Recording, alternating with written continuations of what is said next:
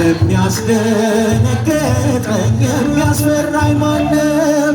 የሚያስደነግጠኝ የሚያስፈራኝ ማነው?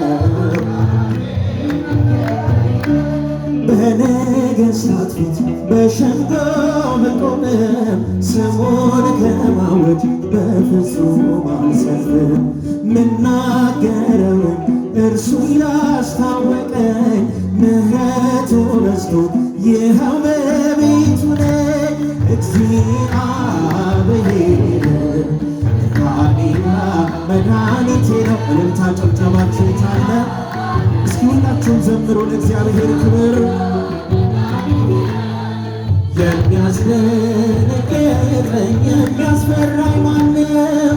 የሚያስደነግጠኝ የሚያስፈራኝ ማነው? አምላኬ